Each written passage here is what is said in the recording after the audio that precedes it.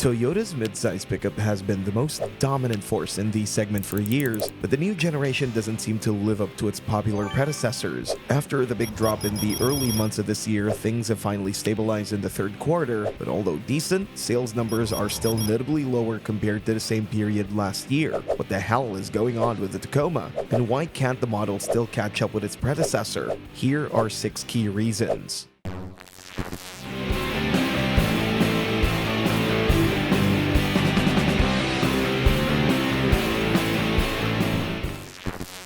Number 6. High prices.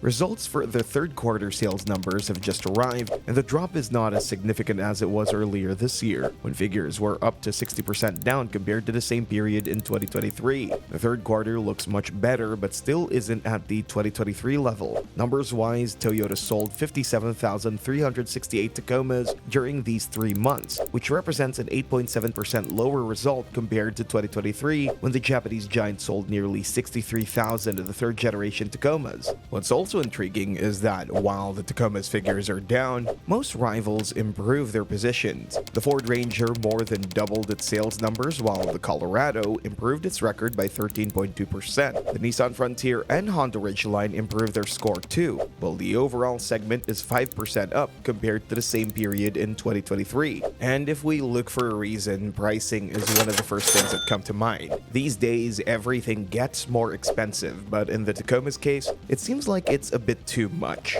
Base models now cost nearly $33,000, whereas the previous generation was still under $30,000 in base variants. Other trim levels got more expensive too, and if you check the entire lineup, the difference becomes more significant as you go up in the range. For example, the limited trim now starts at around $53,600, while the last year's model was just under $43,000. Then you check the TRD Pro, which is now priced at around $65,000.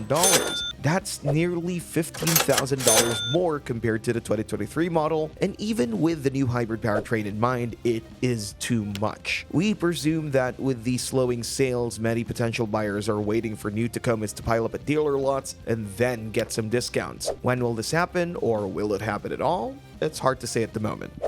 Number 5. Transmission issues. Another reason why many potential buyers still hesitate with the new Tacoma is because it turns out it's not as perfect as you would expect from a typical Tacoma. For the Japanese automaker, this has been a pretty hot summer. After the massive recall of the new turbo V6 engine, it was the Tacoma's turn to show some issues, and they came in the form of transmission failure. Specifically, many owners started complaining this summer, saying that their transmission would fail at very low mileage, sometimes after no more than 1,000 miles. Toyota already recognized the problem that would usually come in numerous fault codes on diagnostics and already started replacing transmissions. More precisely, it replaces the torque converter and transmission assembly, as these are the components that apparently have some design flaws. But Toyota still hasn't issued an open recall. For now, it replaces only the broken ones. Still, if we consider that the number of complaints is so big that waiting lists for the replacement at local dealers are a couple of months long, it's very likely that things will end up with an open recall. More importantly, we're pretty sure that Toyota engineers will soon enough remove all the flaws and offer an issue-free transmission. We may presume that many potential buyers are just giving it more time for things to settle up and then buy a new one. Number 4. Production issues. As mentioned, sales were particularly low early this year, where year-over-year results were down 60%. Well, one of the reasons was the fact it took more time than expected to establish production at full capacity. Due to massive changes in the complexity of design, the new Tacoma needed some extra testing. So even though the new truck was presented long ago, production wouldn't start before late 2023. But it would take months before the production would reach full capacity. Toyota did face a few challenges with its supply chain, but the bigger reason was the move to Mexico. Unlike the previous generations, all Tacomas are now produced in Mexico. That wasn't the case with its predecessors, so it took a bit more time to set everything in the new facility in Guanajuato. That shift required ramping up new manufacturing processes and adapting to the new assembly line, and apparently, things took more time to fine-tune. But it looks like these days are behind us and that the 4th generation is finally at full capacity. Sales numbers from the last quarter show that production is no longer an issue, and the following months are about to show if it was the key reason or if there is something more. Number 3. Interior quality.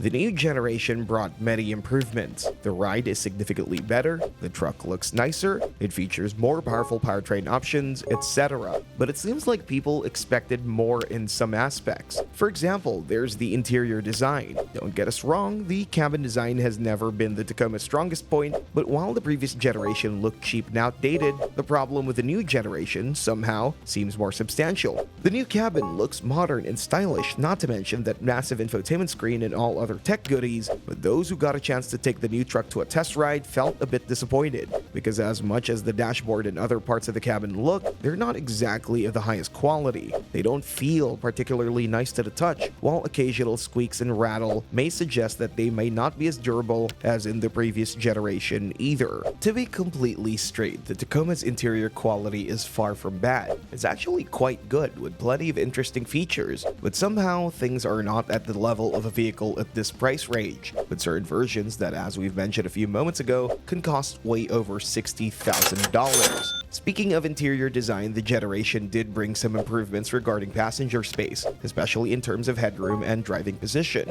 but the Tacoma is still short of passenger space when compared to key rivals, especially when it comes to the second row of seats. Number 2. New powertrain still raises doubts. This redesign brought some pretty radical changes, much bigger than a usual Toyota redesign, and among the biggest changes were those under the hood. The old school naturally aspirated engines are gone, starting from the bulletproof but quite underpowered 2.7-liter inline-4. The V6 wasn't much of a performer either, but both units proved to be extremely reliable and durable. The new powertrain brings significant improvement, especially the base variant that replaces the old inline-4 and features way more power and torque. The high-output version may have the same output as the V6, but it offers more torque, available at a much lower RPM. Finally, the hybrid version stands out as one of the most capable powertrains in the class, with a max output of 326 horsepower and 465 pound-feet of torque. Now, the only problem is that the powertrain is new. It's turbocharged and way more complex. The standard 2.4-liter Turbo 4 puts out some quite impressive numbers, but with the recent massive recall of the 3.4-liter twin-turbo V6, many are worried if the same destiny could face the smaller sibling. From a buyer's perspective, it makes perfect sense to sit and wait and to see how things go with this more advanced powertrain. Speaking of advanced powertrains, the new generation brought a high-output hybrid version based on the same Turbo 4 engine. With the battery, electric motors, and other components, it's even more complex, which raises questions about long-term reliability even more. Number 1. First production year. With all the things we just talked about, we can say that it all comes down to the fact that the 2024 Tacoma, the new generation, is in its first production year. And it looks like people have finally learned that buying a car in its first production year can be quite risky, even if it's a Toyota. You know, the world's most reliable automaker. With its transmission issues in mind, it turns out that they were right, but things aren't over yet. There's plenty enough time for potential design flaws to come to the surface, because cars and trucks too have become more complex than ever before, full of electronics and all other stuff that could go wrong. And as we've already learned from the transmission issues, fixing errors can sometimes be pretty challenging due to a limited supply of parts and a lack of knowledge among mechanics about the new model. Furthermore, there's the matter of resale value of cars from their initial production year, as they tend to depreciate more quickly. And if we consider that this is the segment where buyers care more about utility and overall playability than things like the initial appeal of having the latest model, it's pretty clear that this is one of the key reasons why initial sales numbers are lower than expected. Luckily, the 2025 model is around the corner soon enough,